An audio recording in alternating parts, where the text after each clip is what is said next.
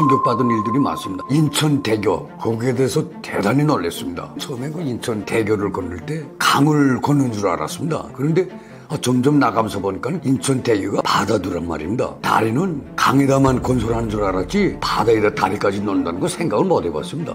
8차선이가 이렇게 되는데 그 차선에 차가 그저 빼곡하게 몇천 대가 섰더란 말입니다. 정말은 몇천 대입니다. 몇천 대. 대한민국에 차가 많은 것을 보고 저만 놀란 게 아니라 탈북민들은 다 놀랐습니다. 북한에 계실 때 대한민국은 어떤 나라로 선전되었나요? 제가 북한에 있을 때는 대한민국이라는 이름조차 몰랐습니다. 남조선. 북한에서는 정부도 남조선이라고 하고 뭐든 각종 TV나 신문, 언론사에서도 다 남조선이라고 합니다. 근데 이렇게 대한민국이라고 부르지 않고 남조선이라고 부르며 이 남조선은 정말이 가장 못 살고 참혹한 나라라는 거. 그러면서 남조선은 식민지 국가, 미국이 지배하는 식민지 국가로서 이 남조선은 자기의 존재도 없고 나라의 존재도 없고 나라의 명한도 없는 그런 이 치졸한 그 식민지 국가라고 선전을 했습니다. 그래서 저는 그때 당시 그런 이야기를 듣으면서 남조선은 정말 미군이 강점한 식민지 국가라고 선전한 것을 저는 그렇게 알고 있었습니다. 딸 강은정님은 2008년에 탈북하셨고 아버님인 강일규님은 2011년에 탈북하셨는데요. 딸 강은정님이 탈북했을 때 북한 선전 때문에 한국 가서 고생하겠다 생각하셨나요? 저는 그때 당시 우리 딸이 남쪽으로 탈북했다는 소식을 듣고 그때 그 북한 선전 매체가 사실인 줄 알고 우리 딸이 남조선에 가서 고생 많이 하겠구나 이런 생각을 하였습니다. 굶주리고 북한 선전 매체는 남조선은 판잣집이 서울 시내 판잣집이 다닥다닥하고 어린아이들이 담배 팔고 구두 닦기하고 신문 팔고 이렇게 어려운 생활을 한다고 합니다. 완전히 쓰레기통을 뒤지면서 그렇게 산다고 선전을 하였습니다. 그래서 저는 그때 당시 우리 딸이 탈북을 하였다고 하실 때 우리 딸도 남조선에 가서 저런 고생을 하지 않겠는가 하는 그런 걱정을 하였습니다. 한편으로는 안심을 하기도 했습니다. 마음을 놓기도 했는데 그것은 북한 내부에서는 그때 당시 대한민국에 대한 북한 정부는 대한민국에 대해서 악랄한 선전을 하지만은 북한 내부에서 돌아가는 소문은 북한 당국이 선전하는 것과는 달랐습니다. 남조선은 자유가 있고 대통령도 국민들이 그때 당시 우리 대한민국은 국민이지만은 북한에서는 국민이라는 걸 모르고 있었습니다. 그래서 남조선도 인민이라고 불렀습니다. 그래서 남조선 인민들은 이렇게 나라가 발전하고 지금 세계적으로 잘 사는 나라가 됐다는 거, 그것을 그 북한 정부가 선전하는 것과 달리 내부에서는 인민들 속에서는 그런 선전이 돌았기 때문에 한편으로는 마음을 놓았습니다. 당국의 선전을 듣으면은 걱정이 되고 또 한편으로는 북한 그 인민들 속의 내부로 조용히 퍼지는 소문을 듣으면은 마음이 놓이고 그랬습니다. 딸이 탈북을 하고 남은 가족들은 엄청난 핍박을 받는다고 하는데 실제로 어떤 일들을 겪게 되나요?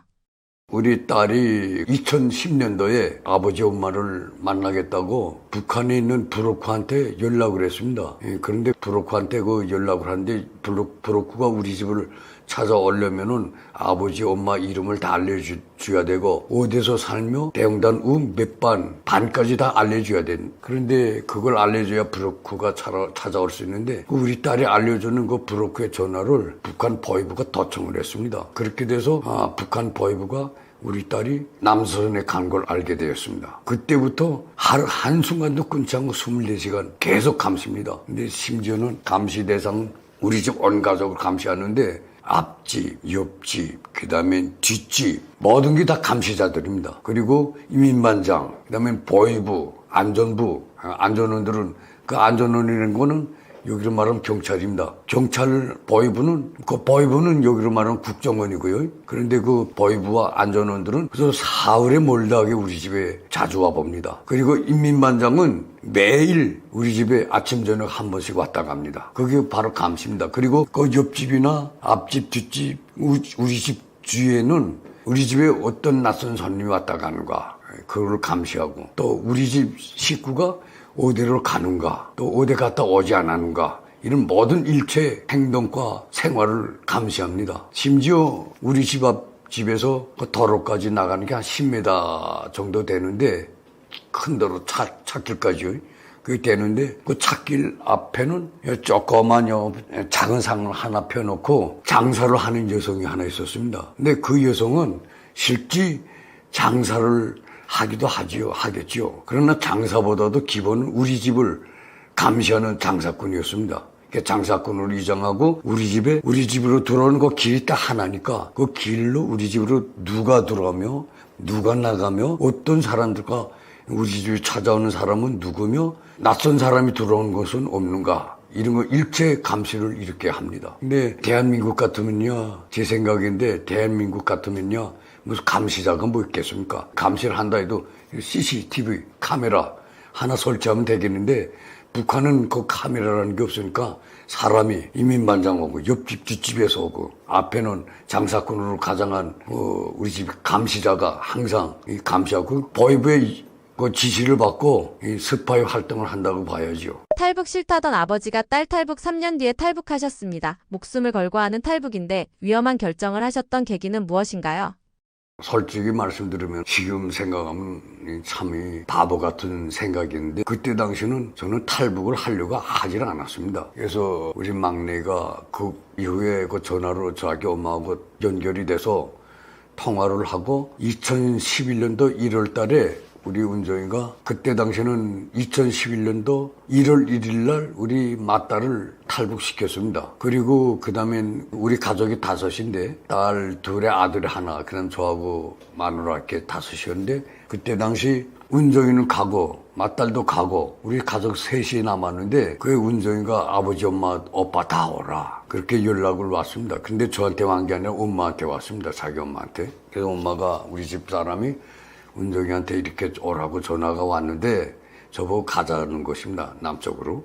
그래서 나는 그때까지, 저는 어릴 때부터 우리 집이 성분토대가 나쁩니다. 저희 아버지가 1963년도에 제가 9살 때, 그때 당시 원래 저희 아버지는 고향이 강원도 춘천입니다. 춘천이었는데 고향은 춘천이고, 그 다음에 전쟁 전에는 개성시에서 살았습니다. 저희 아버지가. 그리고 전쟁이 끝나면서 개성이 신해방, 북한으로서는 신해방 지구로 갑니다. 개성이 이북 북한 땅이 되었습니다. 근데 그때 당시 우리 아버지는 개성시에서 계속 살다가 59년도에 맹산이라는 그 산골로 추방을 떼서 추방을 가서, 그 다음에 1963년도에 제가 9살 때 정치범 수용소로 체포되어 끌려갔습니다. 그때부터 우리 집은 성분토대가 아주 나쁜 집안으로 모든 멸시와 천대를 받았습니다. 그래서 저는 그때 당시 아버지를 원망하며 살았습니다. 아버지는 무슨 나라의 역적을 짓고 나라에 무슨 죄를 지었기 때문에 우리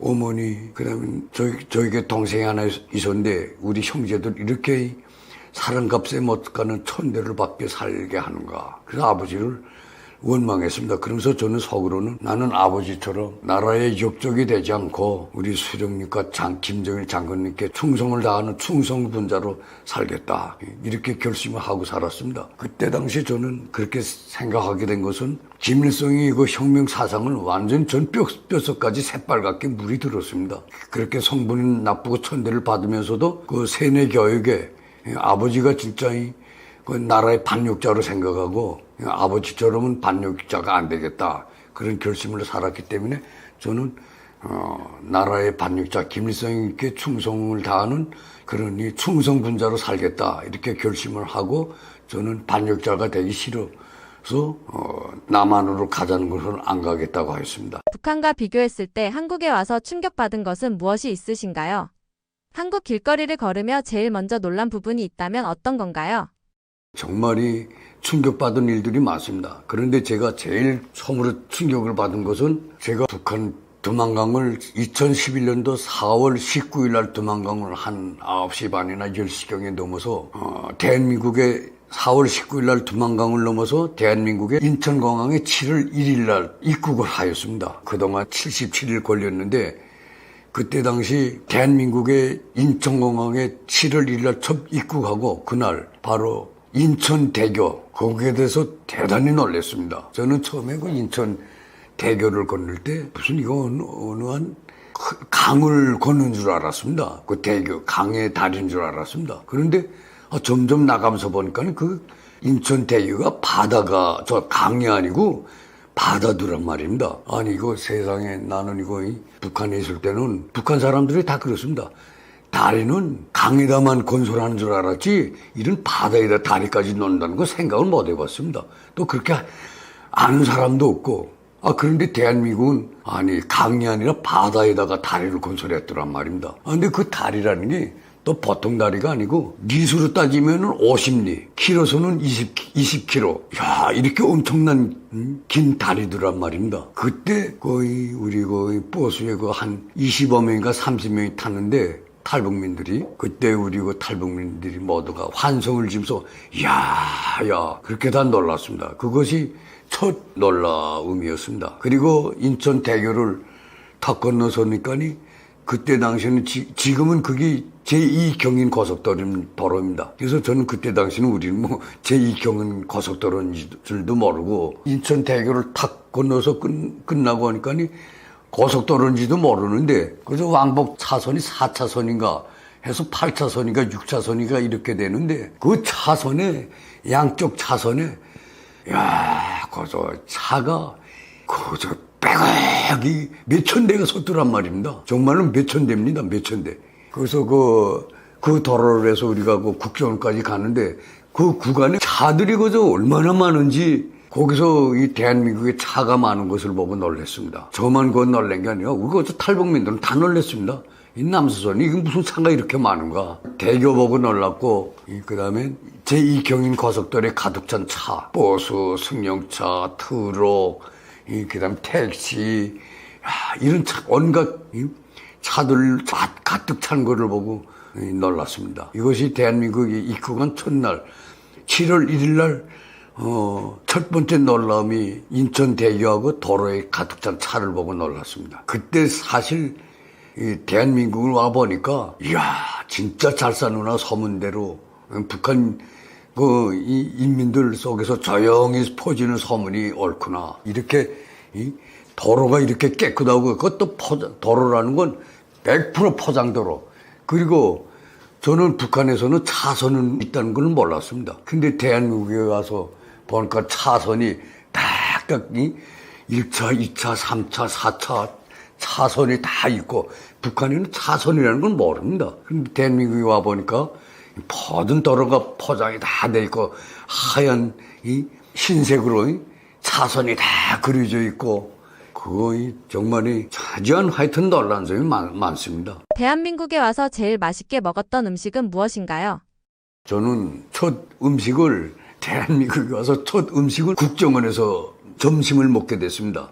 우리가 그때 인천공항에 새벽 한 4시 반경인가? 전 훤히 싹 밝을 때 인천공항에 입국했습니다. 그렇게 해서 인천공항에 입국해서 우리가 처음으로 제일 먼저 간 것은 지금 생각해보니까 지금 후회하는데 인천 대한절십자병원 거기로 갔습니다. 거기 가서 우리 약 한 30명이 된 탈북민들을 모든 사람들에게 일체 건강검진을 일체 끝내고 받고 건강검진을 다 받고는 국정원으로 가서 첫 밥을 먹었습니다. 대한민국에 와서 국정원에서 첫 식사입니다. 근데 국정원에 식당에 가니까 식당이 얼마나 큰지 강당 같습니다. 크기가. 그런데 그때 가는 그런 없었습니다. 근데 그때 저 국정원의 식사는 뷔페 식사입니다. 자기가 밥을 맘대로 먹고픈 대로 담아서 먹고픈 음식 반찬을 마음대로 먹게 돼 있더란 말입니다. 그런데 이 밥은 하얀 이 밥도 있고 그다음에 잡곡밥, 이 밥도 두 가지입니다. 잡곡밥이 있고 하얀 이 밥이 있고.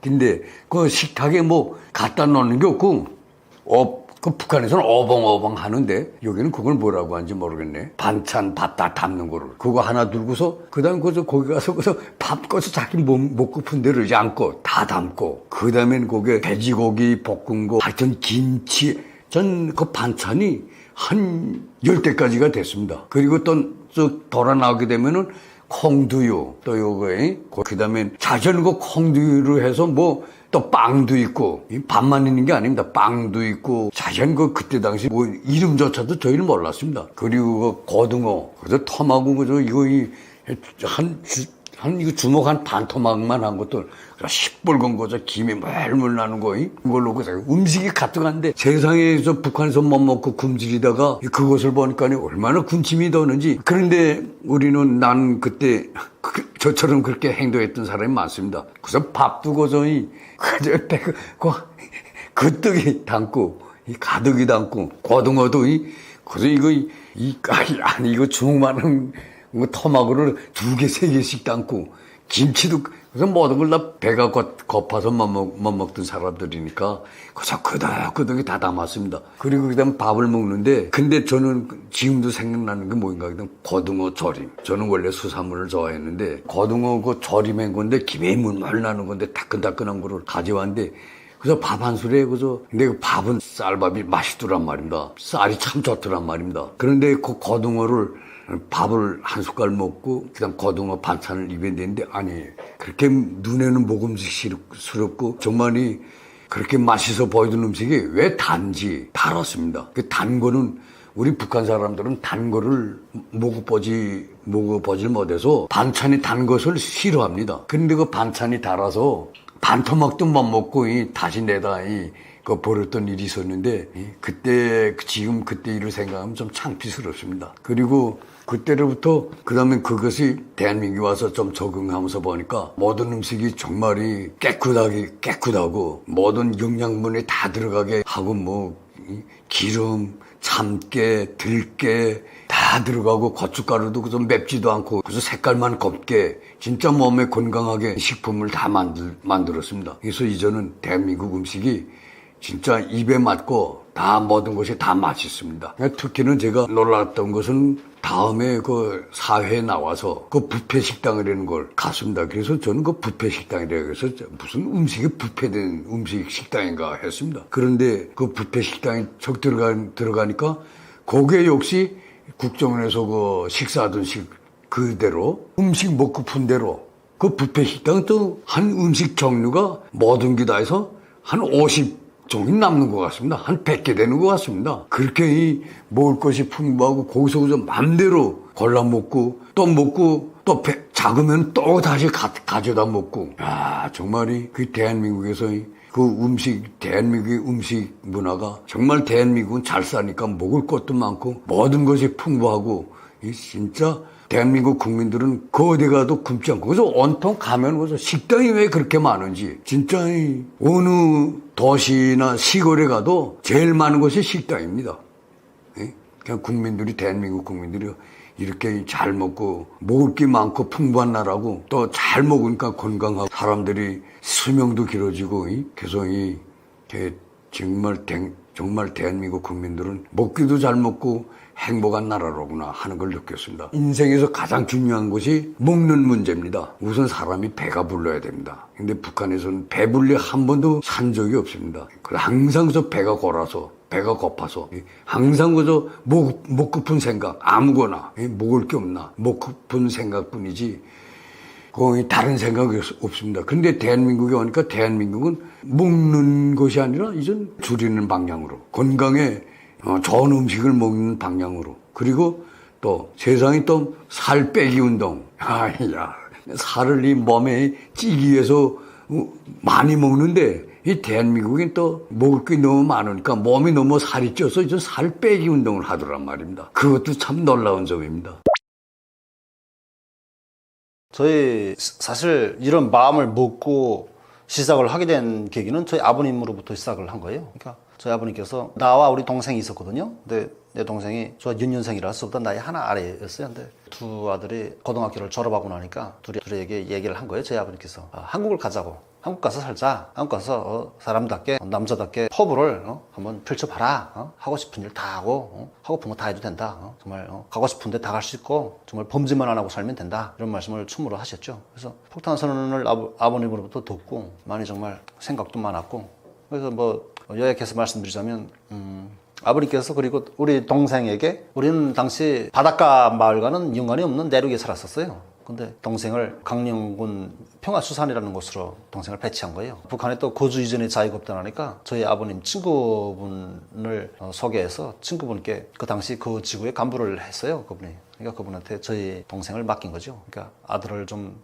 키워달라. 네가 좀 보호자가 돼서 내 아들 좀 키워달라. 이런 식으로 맡겨서 뱃일을 배우게 했죠. 아들에게 동생에게 저희 아버님은 은인자 중에서 당가 국가에 충성 다해라. 뭐 열을 벌였다면 마을 국가에 바칠망정 충성을 다해라. 그리고 편하지 않게 일을 잘하고 행동을 잘해라. 그러면서 상시적으로 잊지 말 건 탈북 루트를 파악하고 또 주위의 감시자들 한마디로 그 감시 감독하는 사람들과 관계를 밀접하게 잘 가지고 친하게 지내면서 사전 정찰을 다해서 완벽하게 준비를 해라. 먼저 뱃일을 먼저 배워라. 이렇게 해서 동생이 나가서 몇 년 뱃일을 배우면서 일을 해주고 있어. 몇 년 지나서 배를 집에서 어떤 거 목선을 사주셨죠. 배를 만들었거든요.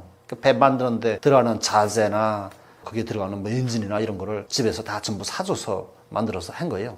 그래서 동생이 거기에 현지에서 잘 정착해서 살면서 사전 정찰을 하게 되었고 또 그 과정에 당시에 나는 광산에 나가서 금광업을 채광을 하면서 그렇게 묵고 살았죠. 북한에서는 기지라고 부르거든요. 우리나라는 회사 개념인데 거기서는 개인 사업자를 인정을 안 해주니까요. 그러니까 그런 기지를 운영하면서 그래서 수하의 직원이 한 35명 정도 있었어요. 그러니까 이런 식으로 돈을 벌고 먹고 산 거죠. 그러니까 당에 산학금을 바치는 형태로 하면서 먹고 산 거예요. 그러다가 그러는 과정에 집안 가정일이라서 제가 다 말씀드릴 수는 없지만 아무튼 아버님께서 돌아가셨어요. 저희 아버님께서 뇌출혈로 돌아가셨고 아버님 돌아가시고 나고 제가 하던 사업은 또 망했죠. 망하고 그 뭐 당에서 솔직히 노동력 착취죄에 걸린 거예요. 그렇게 해가지고 그 35명을 데리고 일을 했다는 그 뭐 자본주의 성격이다 뭐 이런 인해 가지고 하던 그 자산 다 몰수되고 그 광업부에 다 뺏겼죠. 그리고 또 뭐 다시 한번 재도전 해보느라고 빚도 좀 지고 좀 하다가서 또 망해가지고 빚도움이 올라앉았어요. 솔직히. 그래서 저도 고생을 좀 했죠. 그러니까 이 와중에 우리 동생은 집에서 부모님이 사준 그 배로 돈을 벌면요. 그 와중에 아버님이 그 상황을 알아버려 가지고 스트레스 받아 가지고 엄청 구타도 하고 아들한테 그러면서 아버님께 충격을 많이 받으셔가지고 술로 사시다가 돌아가셨거든요. 아버님께서는. 우리 동생은 아버님은 항상 말씀하시길 여기서 북한에서 결혼하지 마라 이런 말씀을 항상 말씀하셨거든요. 근데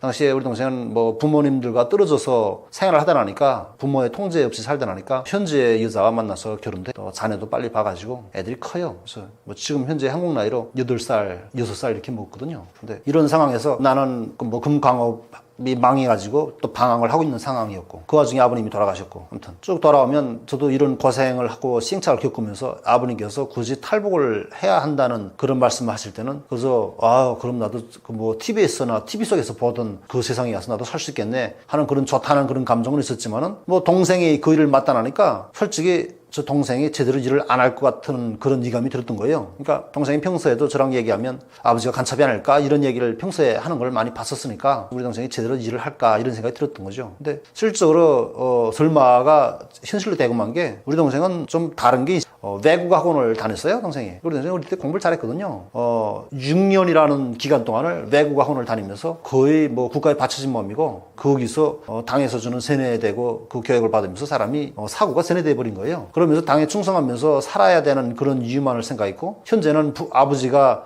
뭐 용돈 주고 생활비 줘서 묵고 사는 건 사실인데 아버지가 의문이 있다, 이상하다, 우리 아버지가 간첩인 것 같다라는 생각은 가졌지만 딱히 고다지는 안 하고 산 거예요. 그러다가 아버님께는 준비하고 있습니다, 계획하고 있습니다 이런 얘기 거짓 보고 계속 했고 또 아버지는 여기서 결혼하지 말라는 목적이 뭐냐면 결혼을 하면은 가족이 생기는데 그럼 책임져야 될 몫이 많아지지 않냐, 그럼 탈북이 더 어려워진다. 그러니까 이제 네가 타이밍이 맞게끔 끝나서 아버지 준비됐습니다 하면 아버지, 엄마, 형, 너 이렇게 네 식구만 우리 나가자. 돈 많으면 걱정할 게 없다. 남조선에도 이쁜 아가씨들 많으니까 거기 가서 결혼해. 아버님이 이렇게 항상 말씀하셨고요. 저희 아버지는 북한에서 골동품 사업을 하시고 금 판매업도 하시고 좀 이렇게 자본주의를 좀 하셨어요. 그래서 북한에서는 소위 돈주라고 불렸고요. 우리나라의 부자 같은 개념인데 아무튼 돈 걱정 없이 살았던 거죠. 그러니까 이런 상황이었는데 아버지의 말씀을 제대로 받들지 않고 동상이몽을 한 결과인 거예요. 아무튼 저희 아버님은 신경전으로 고민하시다가 뇌출혈로 돌아가셨고 그 와중에 나도 탈북을 빨리 신속하게 다고쳐야지 안 되겠다. 그러니까 동생한테 어떤 얘기를 내가 탈북을 하자라는 얘기를 하면 우리 동생은 저한테 화를 내는 거예요. 당에 충성하며 살아야지 그런 반동 같은 소리 한다. 한마디로 보위부에 신고해서 정말 뭐 감옥 신세 지기 싫으면 뭐 립 다물고 살아라 이런 식으로 나한테 얘기도 했고 그래서 그럴 때마다 좀 섬찟 놀라기도 했고 내 동생이 이념이 다른 사람이구나 하는 걸 느꼈죠. 그러는 과정에 나도 이 탈북을 하기 위해서 뭔가 획기적인 준비를 해야겠다라는 생각을 가져서 그 강령군으로 거주 이전하는 게 어렵거든요. 그래서 거주하는데 아무튼 많은 대물도 들였고 또한 현지의 여자와 결혼을 하는 조건으로 거주가 가능하거든요. 뭐 현지 여자와 뭐 거진 약혼식도 했댔어요. 그러면서 거기로 거주를 옮겼고요.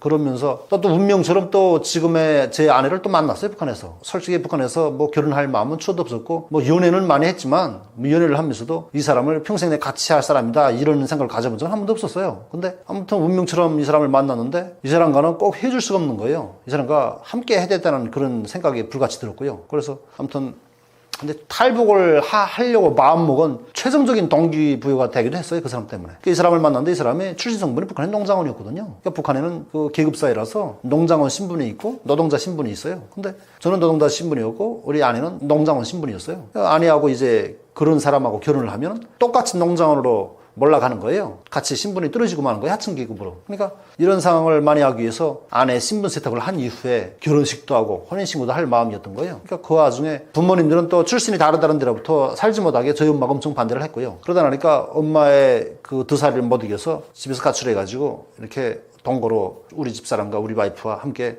동거로 사실혼 생활로 3년을 살았어요. 살면서 아내 신분 세탁이 거의 완료돼가고 있는 상태였죠. 근데 22년에 김정은의 방침이 떨어졌는데 사실혼 관계로 살아가는 사람들을 처벌을 하라는 그런 방침이었어요. 근데 그 내용이 좀 디테일하게 들어가면 이렇게 1년을 사실혼 생활을 살았으면 1년을 교화 보내라는 거예요. 3년을 살았으면 3년을 교화 보내라는 거죠. 그러니까 이게 그런 처벌을 받게 된 상황에서 일단은 뇌물로 그 자리에는 순간적인 범인을 했는데 앞으로가 문제더라고요. 그래서 빨리 탈북을 다 거치겠다라는 그런 목적이 돼가지고 직업 옮기고 그다음에 배를 살려고 수소문을 하고 있던 상황인데 우리 동생이 눈치를 챈 거예요. 그러니까 이 형이 무엇 때문에 육지에서 잘 먹고 잘 사는 사람이 뭐가 모자라서 바닷가로 나오려고 하는가 이런 생각을 가진 거죠. 그러니까 기본적으로 코로나 기간이잖아요. 코로나 기간에 북한에서는 어업 활동을 시키지 않아서 바닷가에 출입을 못했거든요. 근데 그런 상황에서 배를 살려고 하니까 이거는 무슨 법적으로 바닷가로 나오려고 하냐 이런 생각이 든 거죠. 돈도 못 버는데. 그러니까 나한테 따지고 들더라고요. 그러니까 거기 2022년 추석날 밤이었어요. 아버님 산소에 왔다가 나랑 마주 앉아서 밤새도록 그냥 술상 펴놓고 술 먹으면서 저랑 말다툼을 엄청나게 한 거예요. 밤새도록.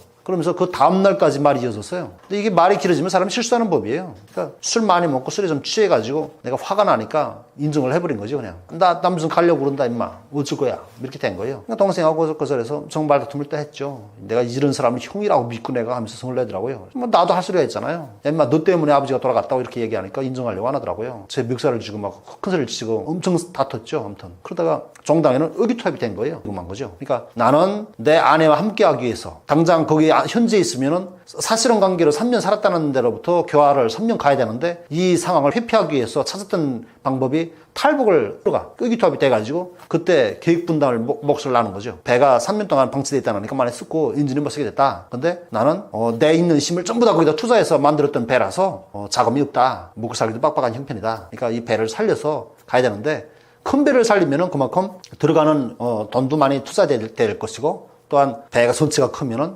레이더에 잘 감시된다. 그러니까 식별 불가능할 수 있게끔 선체가 작은 배로 하자. 그러니까 예전에 아버지가 사줬던 5톤급 목선 낡은 배를 수리하자. 수리해서 엔진도 사서 새 엔진을 올려야 한다. 속도도 보장해야 되니까 엔진도 큰 엔진을 사서 올려야 된다. 근데 이 자금이 없다. 그러니까 형이 경제적으로 분담해라. 그리고 만날 때마다 제가 동생한테 몇백만 원씩 줬어요. 그냥 그걸 주면 북한 돈으로 몇백만 원, 어떨 땐 달러로 뭐 몇백 달러 이렇게 주고 했죠. 그럼 동생이 그 돈을 받아가지고 가서 그 배 수리에 필요한 자재들을 사다 가서 배 수리를 하고 엔진을 바꾸고 이런 과정을 한 거예요. 하면서 그다음에 우리 동생은 현지에서 배 수리 및 루트를 파악하고 이미 전에 루트는 파악된 상태인 거예요. 그러니까 탈북을 딱히 실행에 옮기지 않았을 뿐이지 그 현지에서 오랫동안 살았으니까 루트는 다 파악이 된 상태이니까 배만 수리하면 된다는 거죠. 그러니까 아무튼 그렇지만은 그 치안 상태를 더 살펴라 이렇게 돼가지고 서로가 각자가 분담해서 일을 맡아 수행한 거죠. 그렇게 해서 쭉 해오면서 기본적으로 계획적으로 딱 마음 먹고서 일을 시작해서부터 끝나는 데까지 6개월 걸린 셈이에요. 그러니까 6개월 만에 탈북 준비가 완료가 된 거예요. 되고 그 과정이 있었던 일인데 우리가 5월에 탈북했거든요. 근데 4월에 청명날이 있어요. 옛날에 그 조상묘를 손질할 수 있는 그런 날로 정해진 날이에요. 그러니까 북한에서는 북법제에서 만들어진 게 청명날은 묘를 손질할 수 수 있는 그런 날로 정해놨어요. 근데 일반적인 날에 가서 묘를 손질하면은 범죄예요. 그것도 불법인 거예요. 근데 충명날은 묘를 손질할 수 있는 거예요. 동생하고 아버님의 묘를 파묘했어요. 그러니까 동생하고 얘기를 나누면서 자, 아버지께서 그렇게 통일되는 거를 첫 번째로 소원했었고 또한 탈북을 하기 위해서 준비를 가지셨고 자식들이라도 정말 자유로운 세상에 가서 사람답게 살아보라는 꿈을 심어주시고 그렇게 남한을 동경하시다가 끝내 그 좋은 세상을 못 보시고 돌아가시는데 우리가 이렇게 그냥 떠나면 아버님께 죽을 죄를 짓는 거다. 아버지의 유고를 가지고 가자. 동생한테 이렇게 얘기했죠. 동생도 인정하더라고요. 그렇다. 이게 다 모든 게 다 아버지 덕인데 아버지를 그러면 형 이렇게 된 거예요. 그래서 충명날 저희 가족들, 그러니까 저희 아버님 형제분들도 계시고 뭐 집안이 다 있잖아요. 그러니까 집안 분들한테 충명날 아버지 묘에 잡초나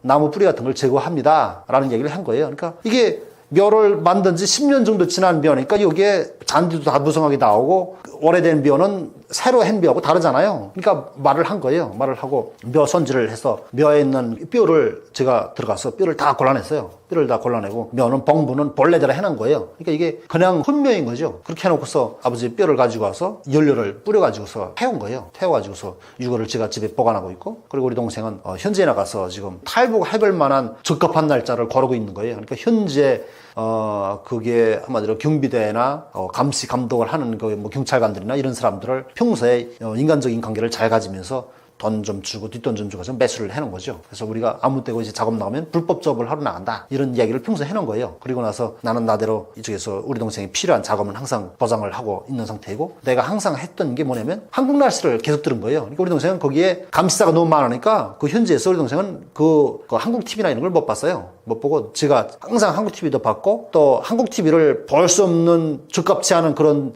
상황일 땐 그러니까 무슨 예를 들면 손님이 왔거나 아니면 뭐 급료를 하는 그런 시기라거나 이럴 때는 걔네 보다가 발각되면 안 되니까 TV를 안 본 거예요. 하고서 항상 쉽게 볼 수 있는 건 라디오를 계속 들었어요. 그러니까 한국 방송을 라디오로 계속 들으면 밤 9시 58분에 2분 동안 딱 나오는 그 날씨가 있어요. 그 날씨를 들으면서 해상 경보 날짜를 항상 노린 거예요. 그러니까 해상 경보가 일면 북한 경비정이 은일렐 부근 앞에 항상 나가서 정박을 하고 있어요. 얘들이 항상 거기서 대기하고 있다가 탈북하는 사람들을 막을 목적인 거예요. 그러다가 딱 얘들이 철수하는 날은 언제 철수하냐면 연간이라도 거기 있다가 딱 철수하는 날은 해상경보가 들어오면 철수를 해요. 내륙으로. 해상경보가 들어오면 파도가 높게 치고 하잖아요. 위험하니까 들어오거든요. 그러니까 해상경보 부는 날이면서 해상경보가 끝나가는 마지막 날. 그러니까 들어보니까 3일 연속 비가 오면서 그러다가 3일 연속 나오다가 3일째 되는 날 우리가 탈북을 했거든요. 그러니까 해상경보가 끝나갈 때 우리도 나가야지 덜 위험하잖아요. 그러니까 이제 해상경보가 끝나고 다음날 되면 북한 경비정이 나가거든요, 거기에. 그러니까 얘들 나가기 전에 우리가 한 발 앞서 나간 거니까 해상경보이면서 쏠물대를 노린 거예요. 그러니까 얘들은 내륙으로 들어와서 대기하고 부둣가에 대기하고 있는데 쏠물대 물이 빠지잖아요. 물이 빠지면은 물이 다 나가버리면 이 상태에서는 배가 바닥에 닿아버리는 상태에서 설사 우리가 추격을 보더라도 추격할 배가 없는 상황이잖아요. 이걸 노린 거죠. 그러니까 쏠물 타이밍을 노렸고 그렇게 해서 이 날이 5월 6일 날이에요. 5월 6일 날 뭐 우리 와이프, 우리 엄마, 저 그러니까 내가 엄마하고 와이프는 제가 설득했고요. 그리고 우리 동생은 동생네 가족은 동생이 설득한 거예요. 근데 우리 동생은 현장에서 그 동네 다 같이 살고 있었거든요. 그래서 그렇게 해서 온 집안이 다 나온 거예요. 9식구가 함께 배에 타서 2시간 만에 한국에 왔죠. 윤평도로 들어왔거든요. 밤 10시에 떠나서 공시에 들어온 셈이죠. 5월 7일 공시에 왔죠.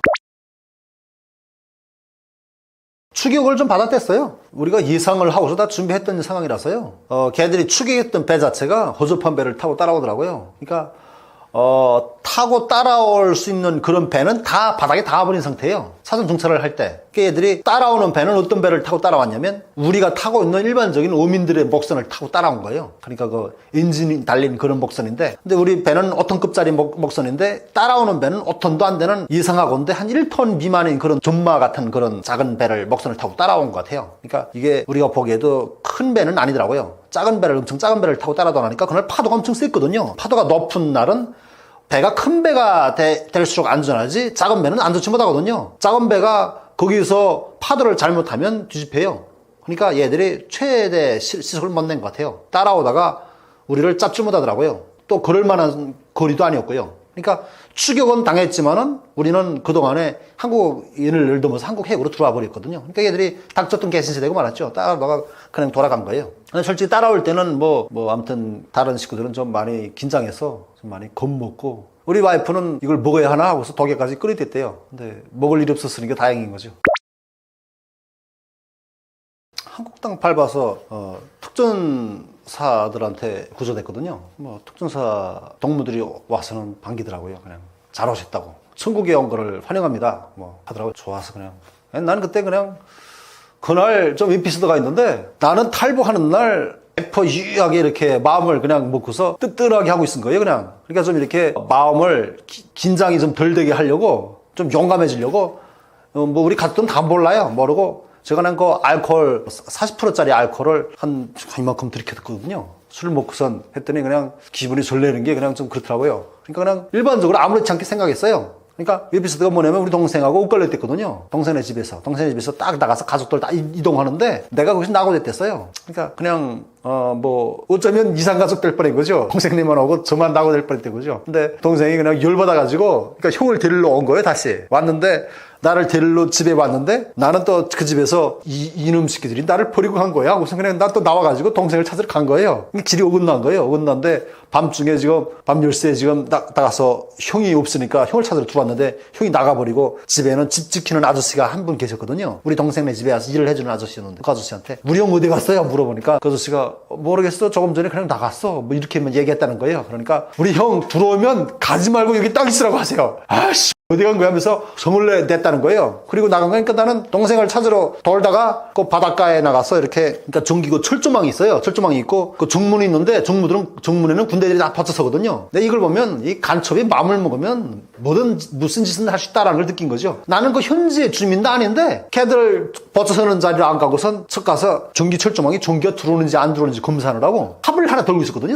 삽으로 손을 당겨가지고 아래 손과 합선시켰어요. 합선시키면 번쩍하거든요. 전기와 있으면. 합선시켜보니까 반응이 없더라고요. 이게 전기도 안 왔네. 그래서 그럼 손을 이렇게 해치고서는 그걸 들어갔어요. 들어가선 그 바다 갯장면인 거예요. 그러니까 이 갯벌 같은 거 드러나는 그 자리, 그 모래 있는데 그 백사장인 거예요. 모래. 거기를 한 바퀴 쭉 한 500m 정도를 갔거든요. 그러니까 우리 동생 배가 항상 서 있는 위치에 근데 그 가보니까 배가 없는 거예요. 그러니까 이 새끼들 가긴 갔네. 이 새끼들 혼자서 나 무슨 갔어. 나 버리고 간 거야?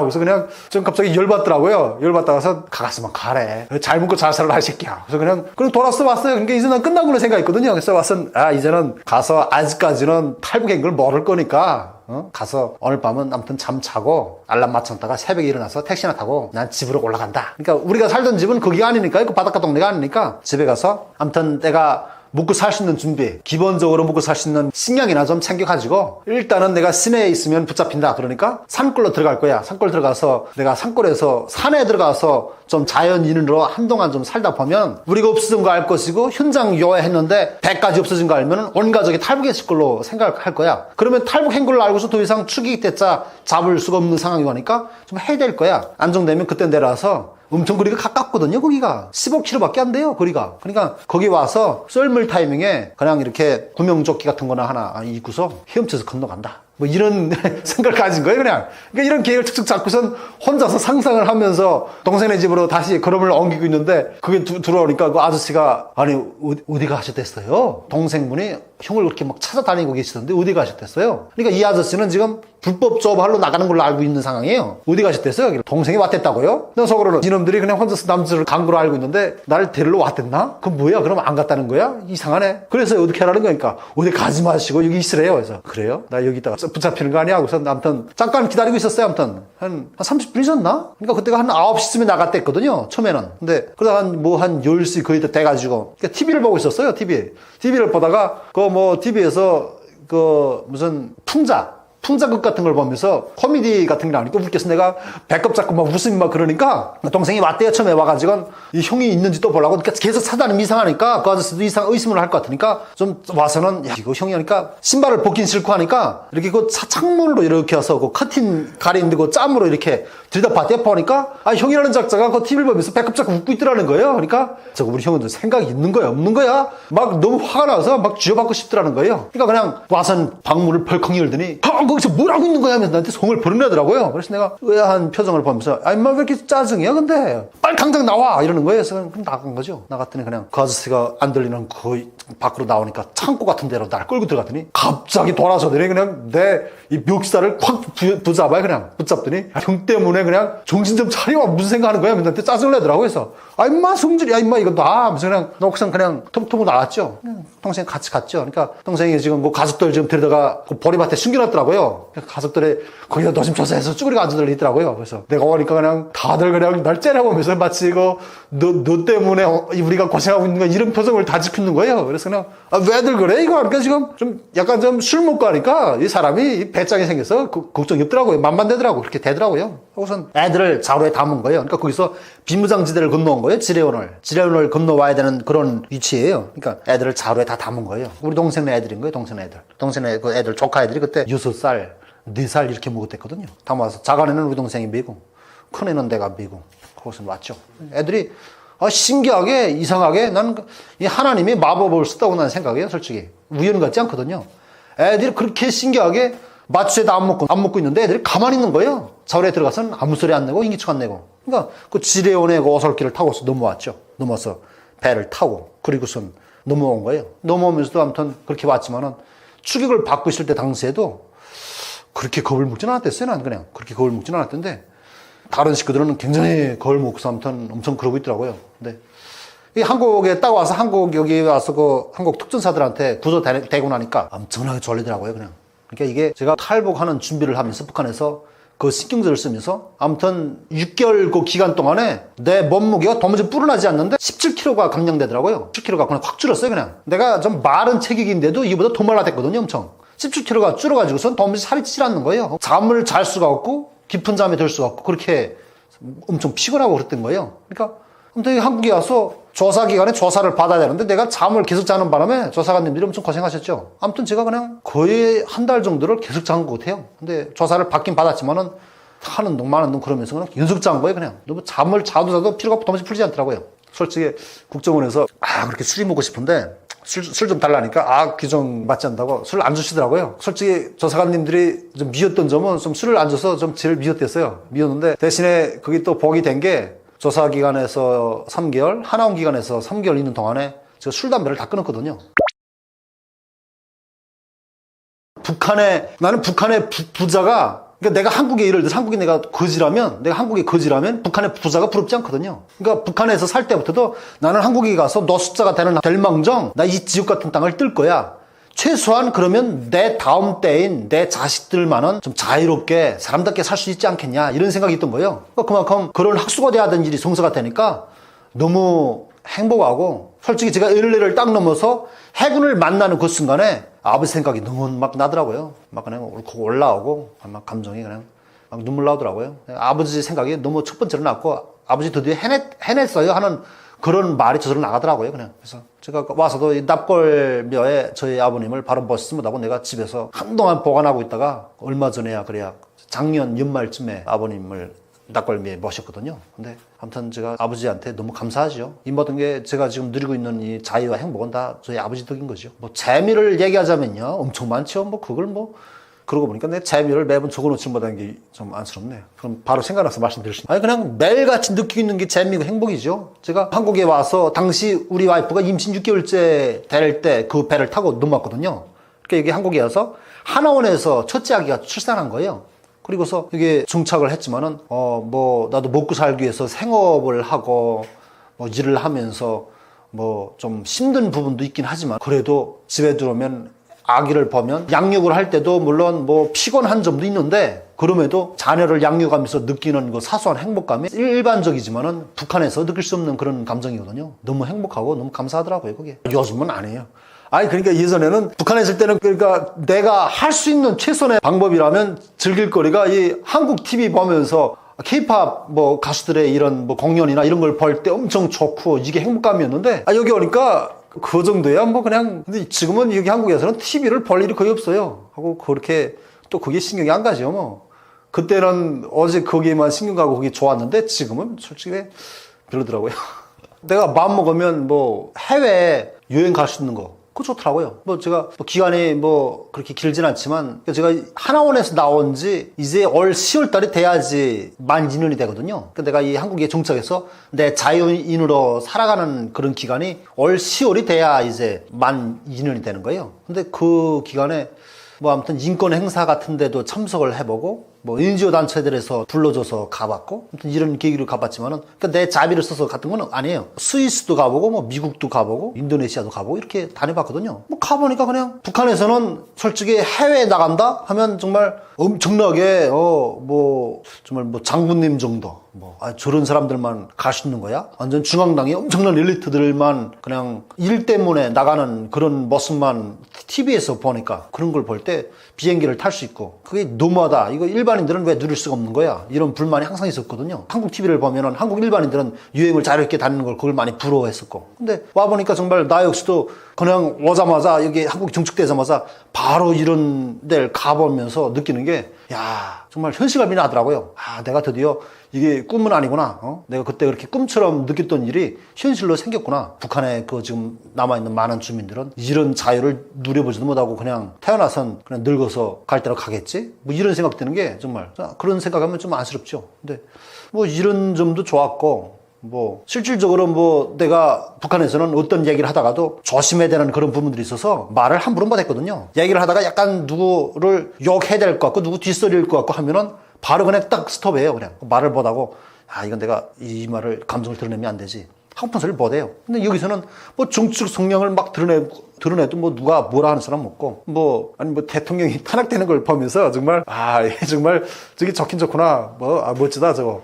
뭐 어쩌면 잘만 하면 뭐 나도 뭐 대통령을 하지 말라면 못 듣겠네 이런 생각도 드는 게 그냥 너무 그게 너무 너무너무 많이 찾네. 그 표현어가 적당히 생각이 안 나서 그런 거예요 제가 지금.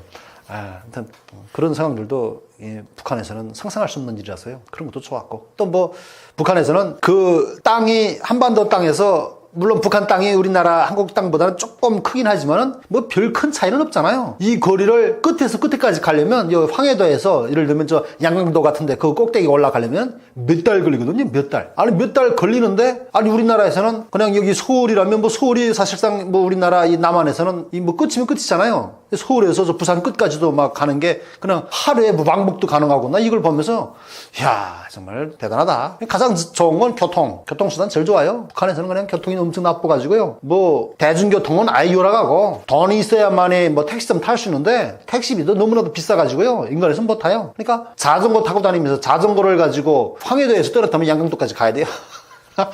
그러니까 그냥 몇 달 정말 뭐 한 달 정도 걸려요. 그냥 가다가선 날 어두워지면 뭐 요관에 들어가서 그냥 쭈그리고 자고 또 다음날 떠나서 먹을 거를 사 먹으면 3개라면 이렇게 가거든요. 그러니까 이렇게 가는 것도 이동의 자유가 없으니까 그냥 통행증, 뭐 장거리 여행증 이런 거를 한 달 전부터 신청해가지고서 이런 기관들에서 이런 걸 겨우 받으면 이거를 금요일 기간에 다니면서 보여주면서 단속되면 보여주고 하면서 길을 떠나면 정말 몇 달 가요? 몇 달 갔다 와야 돼요? 거기 한번 갔다 오려면. 정신 나가는데 정말 여기서 뭐 자동차로 운전해가지고 그냥 왕복도 하고 나 이거 보면서 정말 이게 좋구나. 뭐 저도 뭐 좋지는 못하지만 뭐 중고차라도 사서 타면서 이거 타보니까 북한에서 그렇게 제가 삥 뜯기고 막 열받았던 게 일상적으로 제일 많이 느꼈던 게 저 북한에서 오토바이를 탔거든요. 그러니까 오토바이도 북한은 간부들이나 부자들이 타요. 일반인들은 못 타거든요. 오토바이 한 대 사려면은 뭐 우리나라에 외제차 벤츠 한 대 사는 그런 금액대가 들어가요. 그렇게 오토바이 한 대 사기가 힘들거든요. 자전거도 인간에서 없어요. 자전거 한 대 사는 것도 한 1년 동안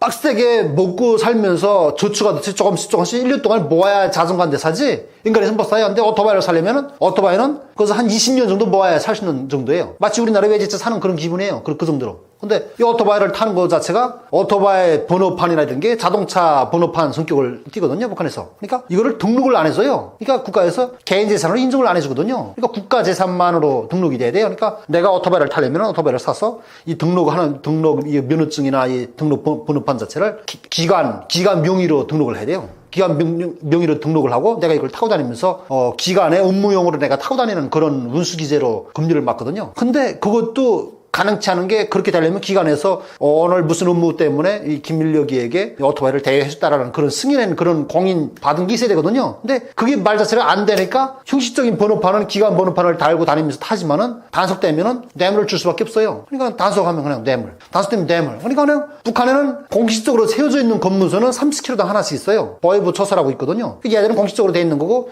이 사이마다 일반 경찰들이 자기네 뒷주머니 채우려고 경찰서에다가 보고 안 하고 임의 장소에 나와서 지나가다가도 오토바이 타고 개인이 지나가는 것 같으면 뭐 허루라기 불어가지고 세워선 단속해서 동무 증명서 검유를 합시다. 그러면 증명서라는 게 뭐 이 오토바이 증명서 면허증 같은 게 있어야 되는데 기관 면허증이다 안 하니까 기관 면허증을 보여주더라도 그러면 여기서 뭐 기관 오토바이를 타고 있다는 그런 공인된 게 있냐? 없거든요. 그러면 아유 좀 사정 좀 봐주시오. 내가 급해서 업무 때문에 이거 지금 이렇게 허가받지 못하고 나왔는데 아 정말 죄송하다고 사정하면 그냥 뭐 그냥 돈 달라는 거예요. 돈 줘야 돼요. 그러니까 이런 거를 타고 나가면 하루에도 몇 번씩 경험했거든요. 하다 보니까는 그것 때문에 스트레스를 받아가지고 막 열받아서 속상한 게 한둘이 아니었거든요. 근데 이 한국에 와서 자동차를 타면서 정말 어딜 가든 누가 단속하고 말 거는 게 없으니까 너무너무 좋은 거예요. 북한에는 자동차를 설사 택시를 내가 탔다 해도요. 택시 타고서도 좋은 곳은 서고 좋은 곳은 서고 그러니까 이 차가 그냥 맘 놓고 끝점에서 끝점까지 종착점까지 그 가본 적이 없어요. 그냥 한 1km 가선 서고 1km 가선 서고 그러니까 왜 서냐? 가다가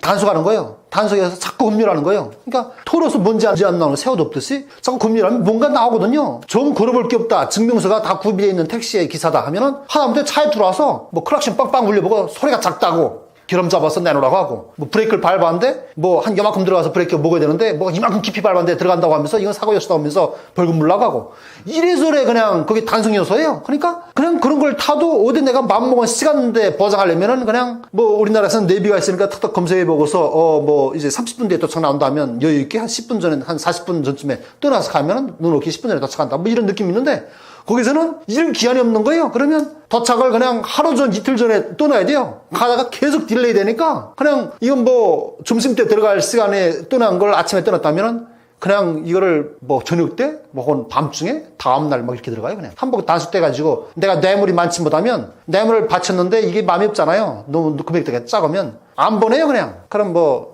조사하고 이거 확인될 때까지 못 가. 그럼 붙잡아 놓거든요. 그냥 구금돼가지고 그냥 못 가고 그러면 그냥 그거 해결하기 위해서 친구들, 지인들한테 전화하시 나 돈 좀 빌려주라. 나 얼마만 좀 보내달라. 뭐 이렇게 해가지고 그냥 돈을 빌려가지고 갖다 뇌물 주고. 아무튼 자기가 만족해야 풀어주거든요. 이런 세상이에요. 그런 세상에서 살다가 여기 한국에 오니까 그런 사소한 것들이 너무 좋죠.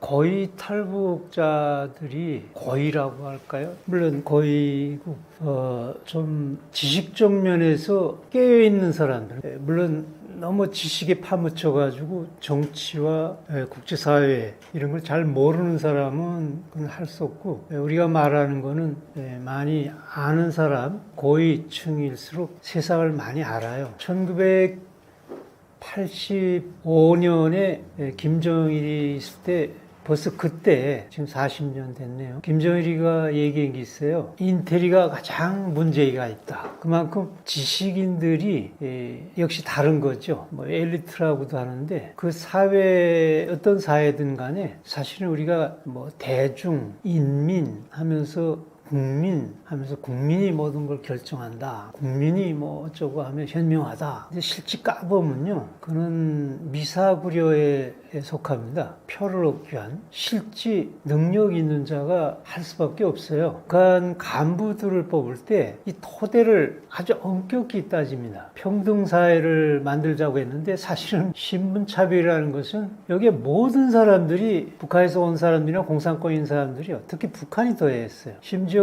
김정일이 첫째 부인으로 가지고 그 애를 낳을 정도로 성혜림이라는 그 여자가 김정일보다도 5살, 6살 우회에 있었고 12살 딸이 있는데도 김정일이 좋아한다고 그래서 김정일한테 갔거든요. 그 주 요인이 신분을 고치려고 갔던 거였어요. 남한 출신이었거든요. 남한 출신이지만 아무리 공산주의를 좋아해서 진짜 그 자기 아버지는 경남 창원에서 대지주였거든요. 대부자였는데 모든 걸 처분하고 공산주의 평등사회에 이념을 해가지고 감옥 들어갔다가 서대문 형사에서 아마 전쟁이 일어나서 즉결 처형됐으면 죽었죠. 근데 너무 갑자기 인민군이 3일 만에 점령하다니까 살아난 그 아버지거든요. 그런데 남한 출신이라는 얕은 못 믿는다는 거예요. 그 차별해가지고 어머니도 그 노동신문 주필까지 한 분이었는데 다 엘리트들이고 아버지도 그렇고 다 강등돼가지고 아버지는 달구지 꾸는 사람이 됐고 어머니는 주필에서 떨어져가지고 저 허들의 출판사로 가버리고 이런 신분 차별이 뼈에 사무쳐 있다고요. 뭘 그 신분이 안 되면은 아무리 능력이 있어도 안 되니까요. 그래서 그 송혜림도 신분을 세탁을 아야 혁명을 일으키려고 김정일이한테 하면 끝이니까. 그러니까 배운 사람일수록 공부한 사람일수록 엘리트를 쓸 수밖에 없는 거죠. 노동자 농민이 가장 훌륭한 계급이고 혁명의 주체고 그 출신만을 이렇게 간부를 썼어요. 근데 아무리 혁명을 해가지고 공산주의 정권을 쟀어도 국가를 운영하다 보니까 무식제들이 할 수가 없는 거예요. 그 노동자 농민이 움직이는 게 아닌 거예요. 그래서 북한도 일제 때 간부들, 일제 때 경험했던 사람들을 기술 분야에서는 거의 다시 썼어요. 또 자체 노동자 농민이라는 게 우리가 말이 좋아 그렇지 배움이 안 되죠. 대학 나온 사람하고 중학생하고 그 차이가 분명히 있는 거죠. 그렇기 때문에 그 엘리트들이를 쓸 수밖에 없는 상황이었는데 바로 그 엘리트들이 왜 그러냐 많은 걸 아니까요. 세계관이 이 세상을 볼 수 있는 그런 능력이 되니까요. 근데 그 사회가 올바르고 정말 선진적이라면은 더 긍지를 가지고 그 엘리트들이 더 그거를 옹호하고 발전시켜 나가겠는데 북한은 라디오 인터넷을 막아놓고 유일하게 막아놨어요. 아니 뭐 이렇게 떳떳하지 않아가지고 확실히 떳떳하지 못하니까 막아놓은 거예요. 이 거짓말로 운영하고 잘못된 이론으로. 예를 들어서 지금 공산주의 리런으로 하는 나라는 다 없어졌습니다. 근데 북한이 아직도 유일하게 그래요. 중국, 베트남, 쿠바도 저는 다 개혁개방, 시장경제, 이 자본주의 원리를 다 받아들인 거예요. 오직 정권만 그냥 공산당 기득권을 유지해 있는 거지. 근데 북한은 그렇지 않아요, 지금. 근데 이런 상황에서 엘리트들이 가장 세상을 많이 아는 건데 벌써 1985년도에 그래서 김정일이가 엘리트들이 가장 문제가 있다 이 말을 한 거예요. 그러면 북한 사회 병폐를 누구보다 더 잘 아는 그 엘리트들이 간부들이 또 고급 간부일수록 남한 실정이나 세계 실정을 알 거 아니에요. 그 사회가 잘못된 사회이기 때문에 개조했으면 좋겠는데 개조하려고 옳은 얘기하면은 잡아 죽이거나 수용소에 끌어가고 철칙되고 그런 신체적 정치적 모든 몰살되니까 말을 할 수가 없는 거예요. 가장 좋은 방법이 36개 동작에서 가장 좋은 게 도망치는 거라고. 탈북은 참 좋겠다고 생각을 다 해요. 근데 이 탈북이라는 게 간부들이 제일 많이 할 수밖에 없죠. 배운 사람일수록, 아는 사람일수록. 근데 실질적으로 탈북 비율을 이렇게 35,000명 뭐 지금 탈북자 있는데 거의 한 80, 90%는 거의 일반 평백성들이 달아났어요. 근데 그건 왜 또 그렇게 됐냐면은 이 탈북이라는 그 개념이 두 가지를 봐야 돼요. 그래서 그 두 현상이 일어난 거예요. 왜 이렇게 더 못 배운 사람들이 노동자 농민 계급이 더 많이 도망쳤냐? 그게 뭐 선진적인 의식이 더 깨서 그런 게 아니라 급격히 탈북자가 많아진 것은 1990년대 식량 배급이 끊기면서 사람이 본능적으로 굶어 죽게 생긴 거예요. 굶어 죽게 생기니까 북한이 이 통치력을 놓친 거죠. 옛날엔 배구를 주면서 이렇게 직장 나오게 해야 되는데 배구를 못 주니까 굶어 죽는 살아남은 사람들은 장사해야 되고 그러니까 장사라는 게 왔다 갔다 해야 되거든요. 이러면서 중국이 배가 부른데 남한은 더 잘 싼데 그 다음에 그걸 모른다 해도 또 생각으로는 사상교육 심해가지고 남한 가면은 그건 역적이니까 그건 안 되지. 그러나 중국 너무 배고프니까 당장 살아야 되니까 중국에 나가면 길바닥에도 먹을 게 옥수수가 디굴디굴 굴러다니는데 그러니까 그렇게 본능적으로 뛴 그 결과가 8, 90%가 일반 주민들이 됐죠. 거기서 또 따져보면요. 국경 연선 지대 사람들이 거의 8, 90%예요. 북한 특성상 국경하고 남한하고 접경 군사분계선은요. 일반 지역도 통행증 없이 못 가는데 중국 국경과 이 남한 군사분계선 이쪽에는요. 특별 통행증 중에서도 또 특별 통행증이니까 거의 갈 수가 없게 만드는 거죠. 그만큼 북한은 그 이유를 왜 그렇게 했을까요? 탈북이라는 거를 아주 목숨을 걸고 정권 유지의 어떤 최선의 어떤 그런 의미로 얘기할 수도 있는 거예요. 왜 그렇게 하겠어요? 일반 지역도 통행증으로 못 다니게 하는데 여기에서 국경, 저중 국경, 러시아하고 중국 국경, 그 다음에 남한과의 군사분계선 여기 하나가 또 있는 게 그 평양인데 평양도 특별 통행증이 있어야 돼요.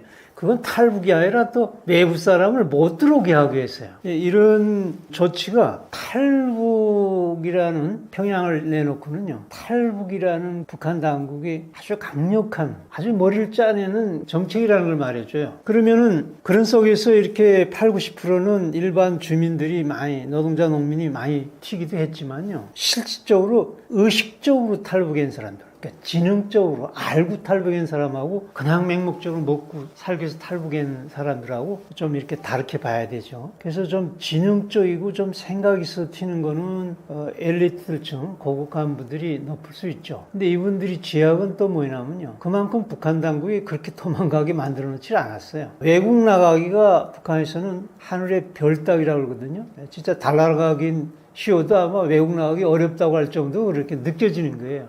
근데 여기서 엘리트들이 그래도 공식적으로 나갈 수 있죠. 특히 외교관들, 무역일꾼들, 외화벌이 수단으로 이제 시베리아 벌목공, 중동의 사막의 건설 노동자들. 이번에는 러시아, 우크라이나 전선에 지금 러시아 지원하라 지금 수만 명 나가 있는데 이렇게 나가 있는데 북한 당국이 그 도망치는 걸 국내에서도 그렇게 생각을 하는데 해외에 나가는 사람이 도망갈까봐 엄격하게 2중, 3중에 조치를 취하는 거예요. 예를 들어서 시집 장가 안 간 사람들은 안 내보낸다. 왜냐하면 가족을 인질로 잡아야 되는데 총각 처녀들은 도망가기 쉽거든요. 그래도 외화가 급해가지고 이런 그 외화벌이를 위해서 총각들을 내보냈다가 처녀들을 내보냈다 탈북한 사람들도 있어요. 여하튼 원칙상은 외교관들, 특히 외교관들, 엘리트들은 총각 처녀들을 내보내지 않습니다.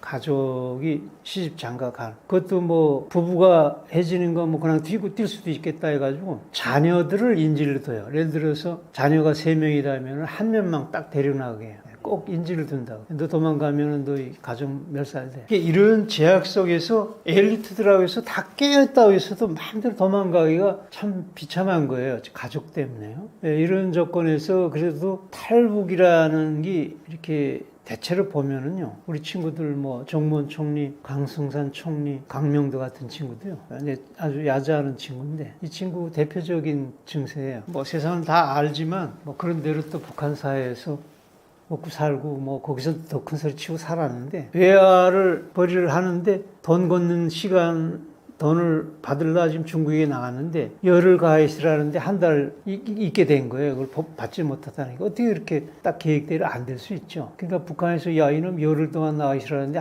예를 들어 한 달 동안 이게 뭐 도망간 게 아니야? 체포령 내린 거예요. 그러니까 이게 잡혔다는 큰일이거든요. 한 번 이 친구는 그 혁명화를 해가지고 요독수용소인가 끌려서 한 고생도 한 사람이거든요. 한 번 그 끌려간다는 건 뭐 죽은 것 같은 걸 아니까 그래서 뛴 거예요. 뛰어가지고 한국에 들어와서 들들대기도 하는데 대체로 이런 충격적인 잡으려고 하니까 튄 거예요. 또 일반 노동자 농민집 많다는 것도요. 먹고 살기 위해서 나온 거고요. 사람이 정상적인 상황에서 의도적으로 튄다는 게 그게 그렇게 쉽지는 않습니다. 그런 의미에서 우리가 종합적으로 탈북이라는 그 개념들을 이런 요소 있는데 그 요소도 다 비슷한 거였지 보면. 잡으려고 하게 되면 사람이 살기 위해서 급하게 뛸 수밖에 없는 상황. 이렇게 이해를 하셔야 돼요. 그 중에서 제가 조금 정말 저는 뭐 누가 잡으려고 해서 튄 건 아니고 전 정말 지능적으로 튀었죠. 탈북했는데 그 지능적으로 탈북했다는 것도 똑같은 입장입니다. 내가 도망가게 되면 가족을 어떻게 될까? 이런 거를 생각할 수밖에 없는 거죠. 그래서 저 같은 경우에는 지능적으로 도망치는 하던 걸 남한 실정을 알아보고요. 그것도 뭐 한류는 그때 없었으니까요. 나만 비판한 자료 가지고서는 다 분석을 했죠. 이게 사람이라는 게 참 머리라는 게 그 남선 욕한 자료 가지고도 야 우리는 평균 1달러밖에 못 받는데 남한은 지금 3,000달러 받잖아요. 그때 한 35년 전인데 35년 전에 보니까 13달러. 우린 그때 1달러 받았어요. 지금 한국은 지금 3,000달러 이상이거든요. 근데 지금 북한은 아직도 1달러 정도. 그거 못 받는 사람이 8, 90. 이런 상황을 다 알아가지고 야 남한에 가야 되겠다 하자니까 똑같은 처지인 거예요. 아 이게 어떻게 되겠냐. 놔준 건 가고했는데 가족은 어떡할까. 나 담당했던 방비서나 보위원이나 경찰이나 이런 다들 목날아나거든요. 그러니까 이들까지 해주면 안 되지 않겠나. 그래서 저는 A라는 연구에 있었어요. 과학원에 있었으니까. A라는 연구 기지에서 B라는 연구소로 간다고 채용증 다 뗀 거예요. 그러니까 문건 다 뗀 거예요. 그렇게 하고 B에 안 간 거예요. 그러니까 왜 그랬냐면은 이제 내가 없어졌다, 탈북했다 하면은 책임을 묻거든요. 너 B연구소에 너 그 사람 어떻게 너 교육에 잘못했냐? 좀 목날아난다고 잘못하면. 어떻게 그래서 도망가게 만들어놨냐? 근데 그 사람 B연구소, A연구소에 있던 사람들이 그렇게 물어 B연구소 쪽에 간다고 문건 다 떼서 B연구소 간다고 그랬습니다. 그럼 우리 사람 아닙니다. 그럼 B연구소에다 물을 거 아니에요? 그 이민복 연구사, 연구원 도망쳤는데 당신들 어떻게 된 거야? 교육을 왜 이렇게 했어? 이렇게 그 사람 온다고 우린 기다리고 있었는데 아직 안 왔습니다. 그러니까 누구도 책임 안 지겠군요. 이런 대책을 그 다음에 도망쳤다라는 그 자체도 그건 아주 북한 당국은 심각한 신경을 자극하는 거기 때문에 실종으로 압록강에다가 신발 두 짝을 놓고서 사라진 거. 이 사람이 어떻게 수영하다 빠졌나? 뭐 자살했나? 이렇게 실종이 가장 좋은 방법을 그렇게 진영적으로 대책을 세워놓고 가족도 한데도 똑같죠. 실종된 사람을 뭐라 그러겠어요? 그래서 정작 후에 문제가 났을 때 다들 좋아하더라고요. 남을 다 배려했으니까. 그렇게 했으니 저도 진영적 탈북을 할 수 있어요. 그래서 탈북이라는 게 이렇게 힘든 겁니다. 하고 이렇게 북한 사회가 정말 탈북하는 걸 막으려고 목숨 걸은 것만큼 그렇게 조치를 취한 데다가 지정학적으로도 굉장히 탈북하기 어렵습니다. 정말 북한 사람들은 어찌 보면 탁월한 불행이라고 할까요? 팔자가 사나워요. 쉽게 막말하면요. 가만 지들 보세요. 남한도 섬이라고 됐다고 하지만 북한하고 갈라져가지고요. 그래서 남한은 정책적으로 개방된 사회이기 때문에 전 세계 다 가잖아요. 북한 하나 마음대로 못 가고요. 근데 북한은 가만 보세요. 철조망 남북한이 군사분계선은 태평양 건너가는 게 낫지 차라리 그 건너가기 더 힘듭니다. 그 다음에 서해안, 동해안 다 바다예요. 바다에 마음대로 절대 못 나갑니다. 철조망 다 쳤습니다. 소위 간첩 들어온다고 막아놨지만 사실은 탈북자 막혀서 막아나 갔죠. 정말 배 하나 타려면은 그 2중, 3중에 승인 없으면 나갈 수가 없어요. 또 배도 많지도 않고. 유일하게 그래도 탈북 루트라는 것이 저 북쪽의 중소 국경인데, 중로 국경인데요. 러시아 쪽에는 너무 좁고 넓으니까 러시아는 거의 무시당하고 중국 쪽 두만강, 압록강인데 우리나라에서 제일 긴 강이 압록강이에요. 그 다음에 락동강 다음에 그 다음에 두만강이라는데 여하튼 제일 큰 강 두 개가 있는 거랑 같아요. 그 다음에 또 제일 높은 백두산이 가로막혀 있어요. 이렇게 지리학적으로 이렇게 건너야 되고 정말 시베리아 같은 제일 높은 산을 넘어가야 돼요. 근데 넘어가서도 또 문제냐 이거예요. 또 문제죠. 중국과 러시아라는 북한하고 거의 동맹국가인 그 편드는 그 작은 나라도 아니고 대륙 같은 나라들이 두 개가 떡 있는데요. 그 지정학적으로도 그런데다가 또 그 넘어간 인접한 나라도 정치적으로도 그렇지만 지리학적으로도 너무 큰 나라예요. 이런 불리한 속을 넘어가야 되는데 그 넘어가는 것도 그렇게 쉽냐? 아까 그러지 않았어요? 외국에 나가는 북한 외교관들도 다 인질처럼 가족을 다 잡아두고 시집장가 안 간 사람 내보내질 않는다고. 그런 좋지 않은 나라가 중국과 조선 국경과 러시아 조선 국경 압록강 두만강을 가만 놔뒀을까요? 국경 경비대라는 거를 배치해가지고요. 그 강화가 어느 정도냐? 탈북자들이 옛날에는 원래는 잡힐 확률이 높으니까 가난한 나라니까 군인들도 와해를 받아먹고서 안 내주긴 했거든요. 이걸 당국이 알아가지고 이놈들을 어떻게 했으면 좋겠냐? 너희들 저 탈북자 도와준 게 너 찾기만 하면은 입당시켜주겠어. 입당이라는 건 북한에서는 공산당, 노동당에만 입당하게 되면 그건 출세 가도에 올라선 거예요. 총각이나 처녀는 시집장가 잘 갈 수 있는 그런 진짜 백그라운드를 얻는 거나 같은 그런 배려를 준다고 했는데 가만 보니까 군인들도 그게 좋긴 한데 그게 이념적이고 추상적인 거거든요. 뭐 출세 가더라도 결국은 물질을 눈앞에 있는데 와해를 받는 게 낫지. 그 와해를 받는 거예요. 그걸 무시하고. 그러니까 가만 북한 당국이 이걸 어떻게 하면 막을 수 있을까? 이 경비대를 도무지 밀 수 없는 거예요. 지키라고 줬는데 이놈들이 오히려 안내하고 있으니까. 그래서 또 짜낸 게 뭐냐면요. 악당이라도 이 머리라는 거는 쓰면 쓸수록 대책이 나오는 거예요. 그 국경경비대를 통제할 수 없다는 걸 알아가지고 이 국경경비대 대신 공병대, 지뢰 묻는 이런 그 건설부대라고 그러기도 하는데 북한에서는요. 이 공병대, 이런 공병대를 따로해가지고 이 국경경비대 모르게끔 지뢰를 매설한 거예요. 그러니까 국경경비대도 이거 돈 받고 넘겨주려다 지뢰가 어디 있는지를 모르게. 이런 정도로 북한은 지금 폐쇄한 나라입니다. 생명을 걸고 백성들 굶기면 자해라를 줘서 살게 해야 되거든요. 이 독재국가의 특징은 먹이지도 못하면서도 움직이지도 못하게 하는 것이 특징이에요. 이거는 북한뿐만 아니라 제일 초기 공산 독재를 한 소련에서부터 그랬어요. 1920년대 들어와가지고 이 개인농을 집단화시키면서 막 수천 명의 아사자가 났거든요. 특히 우크라이나라는 유럽의 빵그릇 시장할 정도로 그렇게 평지 정말 곡창지대인데 그걸 아야 개인농하면서 또 강탈해 갔네요. 뭐 공산주의라는 건 그냥 그저 눈 뜨고 강도의 사상입니다. 부자들 때려 부시고 빼앗아라. 쉽게 말하면 그거예요. 공산혁명이라는 게 아야 합법적으로 국가적으로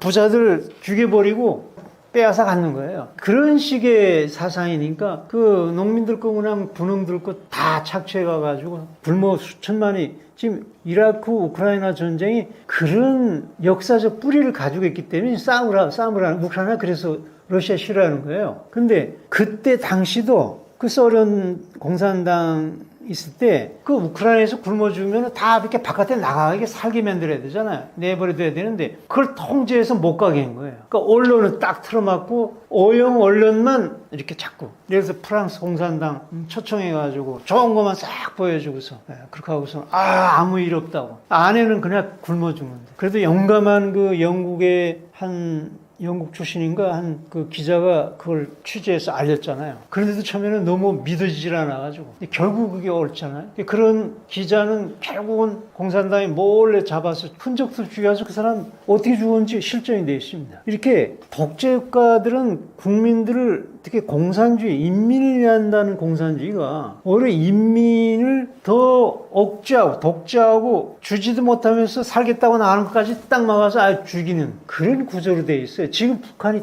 똑같은 구조입니다. 아니, 지들이 정치를 잘못하고 뭐라 못 먹이면 그냥 내버려두고 일제 때도 그렇지 않았어요. 일제 때도 그렇지 않았다고요. 만주 가겠다고 그러고 뭐 어디 가겠다고 뭐 어떤 자유를 줬다고요. 뭐 그때 뭐 대량 굶어 죽을 때도 아닌데도. 리저 때도 뭐 그런 대로 북한처럼 그렇게 경비대를 저렇게 이중 삼중으로 하고 지를 갖다 묻고 철조망치고 그러지를 않았다. 이런 상황에서 탈북이라는 것이 얼마나 어려운가 이걸 이해하지 않으면요 여기 사람들이 제가 한국에 처음 들어왔는데 이 조사관들이 물론 조사하려고 하는 그런 좀 냉정한 질문이라고 하지만 아주 질문이 그래도 문제가 있어요. 뭐 모스크바 때부터 탈북자들을 조직해가지고 한국 정부 안 받으니까 뭐 북한 당국을 자극하지 않게 해서 안 받는다고 막 그랬다고요. 이 정치라는 게 그래서 제가 믿지를 못하겠어요. 어느 때는 금태해주고 오라고 그러더니 그때 1992년이었는데요. 남북 기본 합의서하면서 북한의 핵무기 없애겠다고 탈북자 우리 안 받으니까 우리 당신하고 우리하고 친해가지고 저 정부끼리 친해가지고 그 핵무기 좀 놔주시오.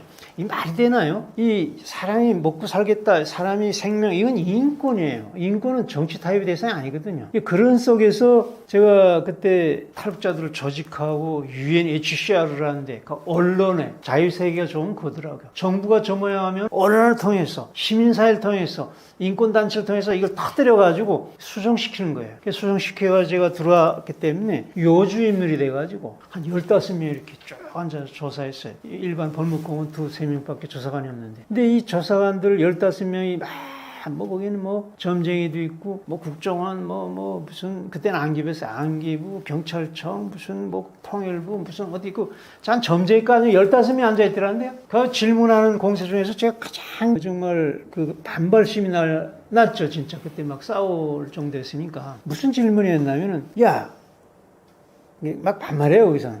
좀 미안하지만 그대로 좀 표현할게. 뭐, 그렇게 극심한 표현까지는 안 하겠지만, 평범한 말로 하게 되죠. 사실 더 극심하게 얘기합니다. 이 정보기관이라는 건 그때만 해도 군사정권의 역량이 안에서 이루어졌기 때문에 그게 없어지지 않았을 때예요. 그때 김영삼 정권, 문민정권인데도 그냥 군사정권이 하던 버릇 그대로였어요. 막 쌍욕하고 야자하고 막 그랬다는데, 야, 너 이렇게 이렇게 여기, 저 북한에서 탈북해오느라고 고생했다는데, 아니 좀 여기 학생들처럼 좀 말이야, 좀 시위도 하고 돌도 좀 던지고 좀 그럴 것이면 이렇게 비실비실 도망쳤냐고 말이야. 이렇게 질문하더라고요. 그래서 내가 참 사람들이 탈북자를 조사하는 기관 사람들이 이 정도냐. 물론 냉정한 질문을 해도 그 질문이 그 질문 같지 않은 질문인 거죠. 그렇지만 그래서 내가 냉정히 얘기했어요. 여기 대학생들 시위하는 것보다 더 용감하게 반항하고 있다고. 깜짝 놀라면 막 육두문자를 내면서 야 무슨 소리냐 증거를 대라는 거예요. 그래서 근데 유력한 증거 되겠다고. 이 탈북하는 자체라고. 이게 생명을 걸고 오는 거라고. 나는 중국 과목, 북한 과목, 러시아 과목 거치면서 여기 왔다고. 그 다음에 또 이러한 증거가 또 되겠다고. 북한이 20만 정치범 선수 있는 거 아니냐고. 안다는 거예요. 그게 이력한 증거 아니냐고. 에이, 기계야 무슨 말 한마디 잘못하면 잡아가는 거. 여보세요. 여기 남한에서는 돌 만개 던진다고 해서 그렇게 감옥에 영원히 잡아내고 죽이고 그러냐고. 그 말 한마디에 돌 만개 던지는 것보다 더 무섭게 보는 게 북한이라고. 이게 보는 관점이 북한 사회에서 보는 그런 걸로 해서 이해를 해야 이 오는 사람들이 이렇게 힘들게 오네. 최소한 수고했습니다. 이렇게 얘기해야 되지 않을까요? 예, 그래서 요즘은 그 후에 우리가 투쟁을 했다고. 이 인권유린이라고. 정보기관이 이게 뭐냐고 말이야. 야자하고 말이야. 심지어 80, 90% 폭언하고 말이야. 폭행하고. 그래서 우리가 자유북한 협회라고 제가 최초로 자율 탈북자 조직을 1998년 12월 13일 모아가지고 여권도 그때 안 줬어요. 여권 내놓으라. 여권 없이 어떻게 이 글로벌 사회에서 탈북자가 정착을 제대로 하냐. 그렇지 않아도 학연도 없고 경험도 없고 재력도 없는데 그렇게 묶어놓으면 어떻게 하냐. 언론도 마음대로 못 나가. 안기부 승인 없으면 언론도 마음대로 못했어요. 그때는. 조직도 마음대로 묻지 못했어요. 그걸 다 제가 자유북한 협회를 모아가지고 이걸 다 타파시켰는데 여하튼 그때 조사관들이 질문해서 제가 얘기했던 그거예요. 북한 상황으로 이해를 하고 탈북자들을 이해하지 않으면은 절대로 그건 여기식으로 생각하면 아니 너희 무슨 가족 버리고 이렇게 혼자 왔냐 이 말도 또 여기서 일반 사람들은 야 아무리 그래도 가족을 처벌하는데 어떻게 이거 왔나 근데 이렇게 생각해 보세요. 그럴 수 있어요. 충분히 이해가 갑니다. 그거 잘못됐다고 보지는 않습니다. 여기 사람들이니까요. 저 같은 경우도요. 과학자로서 잘 사는데 왜 도망갔냐 그렇지도 않아요. 그 별 차이가 없습니다. 오히려 자동차 운전수나 식당에 서빙하는 여자보다 못해. 그 북한 접대부라고 하는데 식당 접대부. 왜 그러냐면은 자동차는 자기 차가 아니죠. 국가 차지지만 수송이 아주 긴장하기 때문에 짐신 운반하는 게 정말 귀하다. 차가 몇 대 안 되니까 그 사람들이 와해를 막 내는 거예요. 그래서 과학자 교수보다 훨씬 낫습니다. 그 식당은 아까 그랬잖아요. 이 식량이 그게 돈이에요. 북한에서. 그게 가치가 있는 거예요. 근데 식당에서 이 가치 있는 음식을 만드는 사람이기 때문에 그걸 또 날리는 사람이기 때문에 거기서 빼서 먹을 수 있는 거예요. 그러니까 아까 그랬잖아요. 한 달 월급이 하루 먹을 정도의 쌀밖에 살 수 없다고. 근데 이 사람 하루 먹을 수 있잖아요. 한 달 일하면은 못해도 열흘은 적게 먹어도 먹을 수 있잖아요. 그러니까 남보다 10배의 월급을 가진 거로 돼요. 이 식당 서빙하는 사람이. 최소한 그렇게 매일 한 끼씩만 먹어도 그렇게 된다고요. 그만큼에 대한 이 북한 생활에 왜 이 과학자가 생활이 이렇게 좋은 게 아니냐. 그 북한의 그 월급이 가치가 아니기 때문에 이 배급, 식량의 가치를 뒀기 때문에요. 돈 가치를 없애버렸다고요. 식량의 매익이야. 근데 그런 과학자가 배급을 안 줘요. 그럼 월급 많아도 기껏해야 2kg 산다고 노동자보다, 농민보다 더 높아봤자 2배, 2kg거든. 2kg 가지고 못 살잖아요. 굶어 죽는 거죠. 그래서 그 식량 나눌 때 가장 많이 죽은 사람이 이 착한 사람들. 이렇게 대학 교수, 과학자, 정말 장사할 줄 좀 착한 사람들 이런 사람들이 많이 죽었다고 그래요. 그래서 비유로 북한 사람이 얘기하잖아요. 양들은 다 굶어 죽었고 살아남은 게 늑대하고 여우가 살아남았다. 그러니까 만약 내가 북한의 과학자로서 그냥 있었더라면요, 식량난 닥쳤으면 우리 가족 다 같이 굶어 죽습니다. 근데 내가 탈북해가지고 해서 남한에 오기 전에는 모스크바에 있을 때부터 저는 돈을 보내줬어요. 조선일보하고 인터뷰, 월간조선랑 인터뷰할 때 돈을 주는 거를요, 그걸 내가 모스크바에서 캐나다를 통해서 북한에 보내는 그 라인이 있었어요, 그때. 그때 캐나다 교포를 통해서 그 가는 그 은행 라인이 있어가지고 오늘 북한에서 80% 뗀다고 해도요, 그 어디에 그래도 들어가는게요. 그래서 그때 보내줘가지고 가족이 살아났다고요. 지금 탈북해 오는 사람들이 대부분이 가족을 생각 안 하는 사람이 없습니다. 근데 그들 보고서 너 왜 가족을 두고서 왔냐? 아주 나쁜 놈들이네. 그거는 잘 모르는 실정입니다. 오히려 가족을 살리기 위한 어찌 보면 혁명적 조치나 같습니다. 왜? 어떻게 하나 연락되면은 다 보내주려고 한다고. 왜? 여기서 탈북자가 가장 가난한 사람들입니다. 무슨 경험도 없죠, 돈도 없죠, 여러 가지 인연도 없죠, 그렇잖아요. 학연도 없죠. 그런데 그 어려운 탈북자들이 왜 북한의 가족을 도우려고 하냐? 뭘 남아서 그러냐? 뭘 남는 건 별로 없는 것 같지만 그래도 북한이 얼마나 어렵다는 것을 너무나 잘 알 뿐만 아니라 또 보낼 능력이 돼요. 여기서는 가장 가난한 탈북자지만 북한에 보낸 능력이 돼요. 예를 들어서 10만 원을 보낸다. 10만 원이면 북한에서요, 거의 10년 월급입니다. 그것이 이해가 안 되죠. 한 달 월급이 여기 1,000원 정도입니다.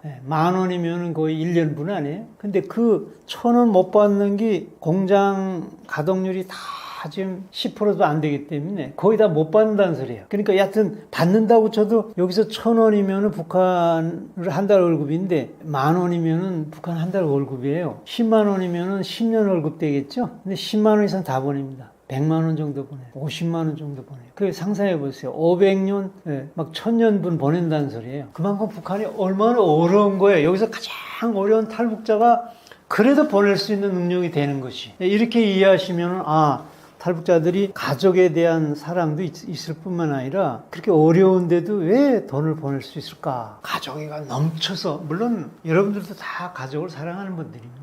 북한 사람도 똑같고요. 그러나 북한 사정을 더하는 거는 그 탈북자래요. 그래서 내가 조금 어려워도 사실 뭐 이건 아무것도 아니다.